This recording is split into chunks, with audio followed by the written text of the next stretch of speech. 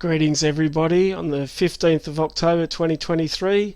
Jason from the Liberator Restoration Group invited us to... First name and your postcode please, that must be recorded. If I happen to set fire to the place, that's the emergency assembly point over there. Okay. And your name will be in the book that we take over there and that's process.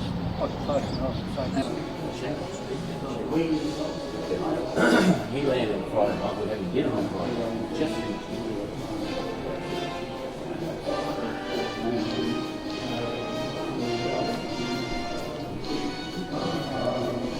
initially, the feature that stood out about the Liberator, as the English named it, was that it was the only plane capable of non-stop transatlantic flight. And because the flight of the blue were handled at the BISC, on that route, you could recycle the pilots who were very planes.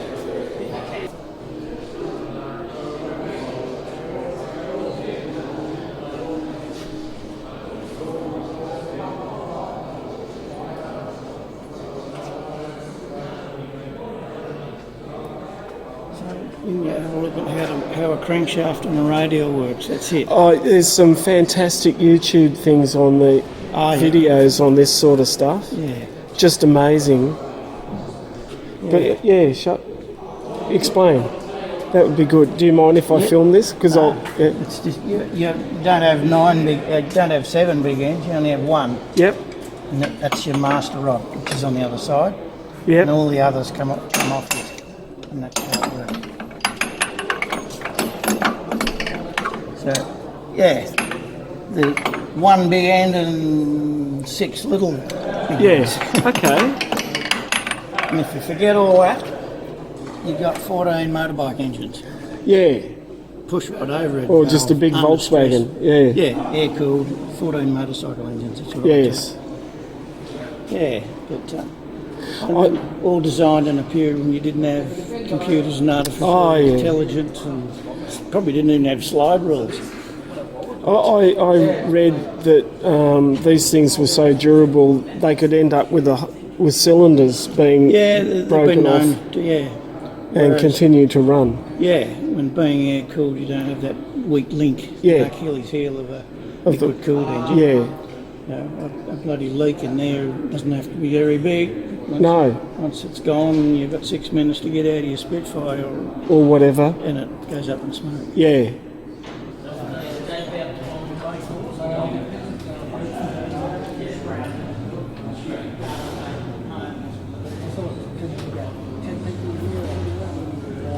Why it starts tumbling.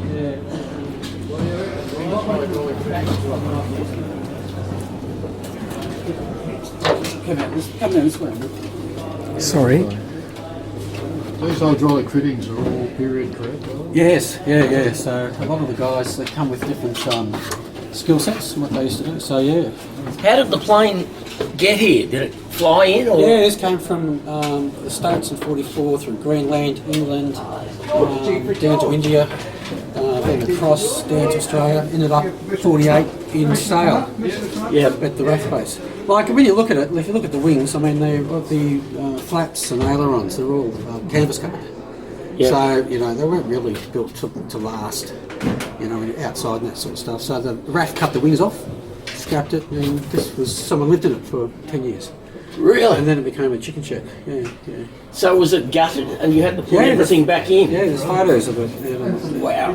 How much damage to the frame did you find when you recovered it in motors?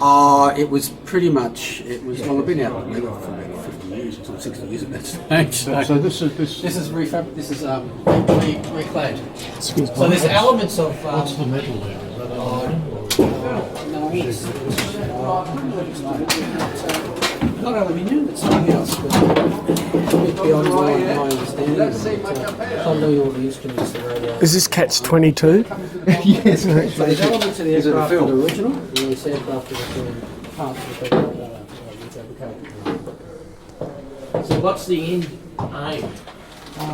To essentially have it as a hold I heard somebody did 2 engines renovated and So you're Syrian? Catch 22. Can't see a thing. You can't see much. I guess if you can see the ground, you're heading at it. Well, that's right. Yeah, I guess it is too. Yeah. Surprisingly, Actually, you can't see jack. Goodness. surprisingly, you'd have to be sitting higher. You'd have to be sitting up here. Yeah. You're still quite high. You couldn't see. No, crikey. So this has got nothing to do with Indeed. And you're 20 years old. Yeah. Oh, didn't hurt. It's gone, mate. So it says that where Keith's riding now, the upper two. Imagine being up here one of these things when you're flying along, the noise, and Oh, and bail out, it's on fire. you've got no chance, have you? Yeah, yeah. Because Jesus. Bail out, you've got no chance. If you bail out, you'd be really I don't know. I don't know. coming down this. How many guys in here? 10, that's it. Don't like going down steps. so 1, 2, 3 up. So the pilot, co-pilot, gunner here, and then there'll be a front gunner, bomber. Bomber here, navigator, radar operator up there. So yeah, at the back of the phone, there's the two gunners on the side there. Of course, we've got the What for? the waste gunner. It actually spins you out. You get volunteered for something you can't get out of. Sim, look at this. He's sitting alone in the hardest exit position. No visual contact with your comrades. If you're the smallest guy in the crew and you wonder why you're the smallest, why they pick me because I'm the smallest? Open the access door and fall out backwards. You had a shoot on.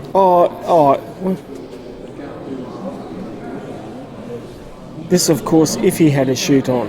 Yeah.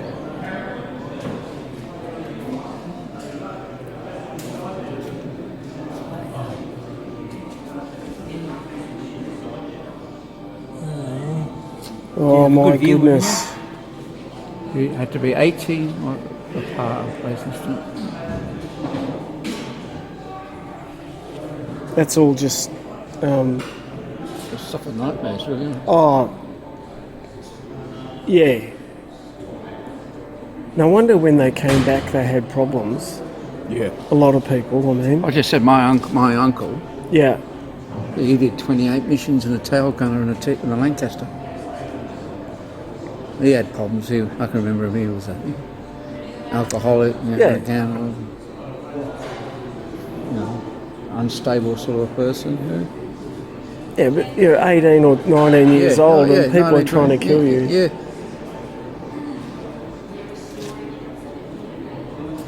It was funny. Michael Parkinson was interviewing Keith Miller once. Yes. And Keith, He didn't worry about speed bowling because... he said that pressure's not on test match, wasn't pressure. Having an ME 109 up your arse shooting you was pressure. That's pressure. Yeah. Everything else is a walk in the park. Yeah. And it sounds funny, but It's true. it's true. Christ. My goodness.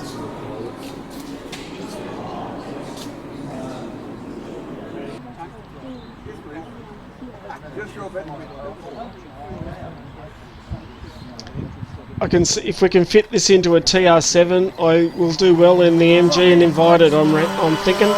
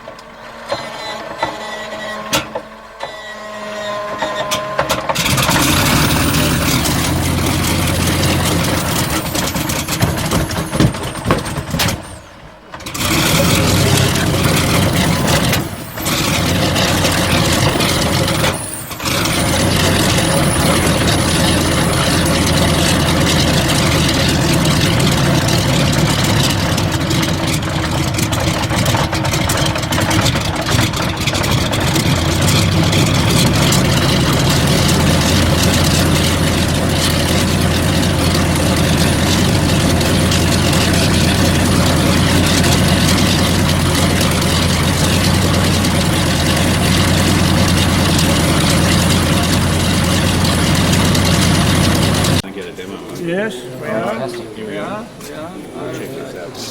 Right, so this is the famous northern on-site, that's about 2-7. Just you've heard. Okay. So this is not working. All bouncing northern. A very secret device in its time in World War II. So if I was giving this talk to you in 1943, we'd all pick it up and chuck. And the TSOA is most grateful for allowing us to have a look at this fantastic facility. As obviously a man well in his 70s these days, I remember working on not these machines, but on many of the bits and pieces there, because everything's individual, and one guy does one bit, another one does, and suddenly it all just comes together.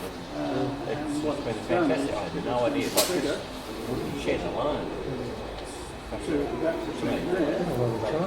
So thank you, we've had a wonderful time, and certainly I think some of us will either be back or bring people back. So you, And hopefully I can give you food poisoning.